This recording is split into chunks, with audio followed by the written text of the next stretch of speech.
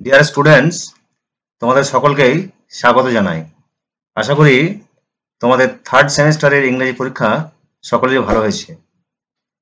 আগামী 22 সেপ্টেম্বর তোমাদের সকলেরই সমস্ত বিষয়ের পরীক্ষা শেষ হয়ে যাচ্ছে, আর তার কয়েকদিন পরে আসছে দুর্গাপূজা।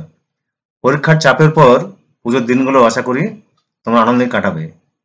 এই মাঝের গ্যাপে তোমরা তোমাদের ইংলিশ সিলেবাস এবং কোশ্চেন প্যাটার্নটা ভালো করে জেনে নিলে পুজোর পর কি হবে না, তোমাদের ফোর্থ সেমিস্টারের প্রিপারেশন নেওয়ার পক্ষে অনেক সুবিধা হবে।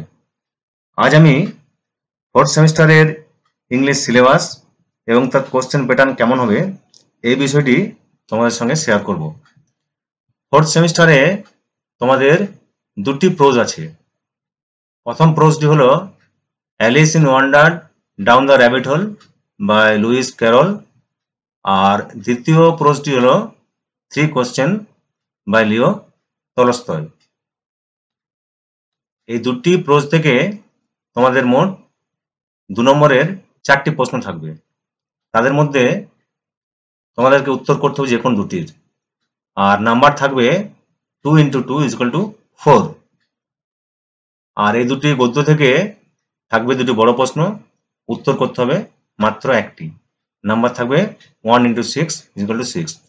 তাহলে প্রোজ থেকে মোট নাম্বার হলো 4 + 6 = 10। পরে আসছি তোমাদের ভার্সে। ফোর্থ সেমিস্টারে তোমাদের 3টি ভার্স আছে। প্রথম ভার্সটি হলো hawk roosting by Ted Hughes. দ্বিতীয় ভার্সটি হলো the time of year, William শেক্সপিয়ারের সনেট নাম্বার 73। আর তৃতীয় ভার্স বা পদ্যটি হলো the greenhouse effect by Carl Dennis. এই 3টি পদ্য থেকে বা ভার্স থেকে তোমাদের মোট 4টি 2 নম্বরের প্রশ্ন থাকবে, আর তোমাদেরকে উত্তর করতে হবে যে কোনো দুটির। নাম্বার থাকবে 2 × 2 = 4। আর এই 3টি পদ্য থেকে বড় প্রশ্ন থাকবে 3টি, উত্তর করতে হবে মাত্র একটি। নাম্বার থাকবে 1 × 6 = 6। তাহলে ভার্স থেকে মোট নাম্বার হলো 4 + 6 = 10। এরপর আসছি তোমাদের র্যাপিড রিডার।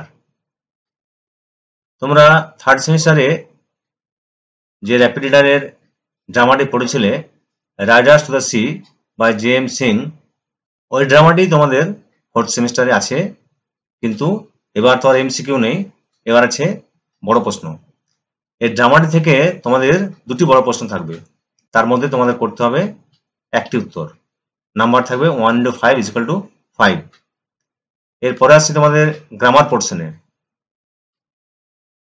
সেমিস্টার 3-তে তোমাদের যা গ্রামার ছিল সবই ছিল টেক্সচুয়াল, অর্থাৎ বইয়ের মধ্যে থেকে, কিন্তু ফোর্থ সেমিস্টারে তোমাদের সব গ্রামারই কিন্তু বইয়ের বাইরে, অর্থাৎ নন টেক্সচুয়াল গ্রামার।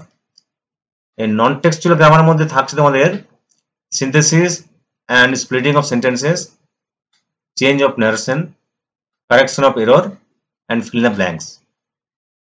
নন টেক্সচুয়াল গ্রামার তোমার নাম্বার থাকবে 5, অর্থাৎ 5 মার্কস। তারপরে তোমাদের থাকছে রাইটিং স্কিল। রাইটিং স্কিল থাকবে তোমাদের এসে রাইটিং থাকবে একটি 150 ওয়ার্ডসে, এর নাম্বার থাকবে 10, অর্থাৎ 10 মার্কস। এসে রাইটিং যদি না করতে পারো তাহলে কিন্তু তোমাদেরকে দুটি রাইটিং করতে হবে।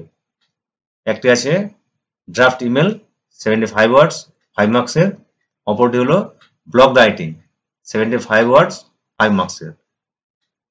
এসে রাইটিং করলে তোমরা একটা রাইটিং করলে হয়ে যাচ্ছে, কিন্তু যদি ড্রাফট আর ব্লগ করতে চাও তাহলে কিন্তু দুটো রাইটিং তোমাদেরকে করতে হবে। আর প্রজেক্ট থাকছে তোমাদের 10 মার্কস। ভিডিওটি তোমাদের যদি ভালো লাগে তাহলে তোমরা লাইক করবে। এই সিলেবাস সম্বন্ধে তোমাদের কিছু জানার থাকে তাহলে কমেন্ট বক্সে গিয়ে প্রশ্ন করবে। আর পরবর্তী সাজেশনের ভিডিওগুলো পাওয়ার জন্য তোমরা চ্যানেলটিকে অবশ্যই সাবস্ক্রাইব করে রাখবে।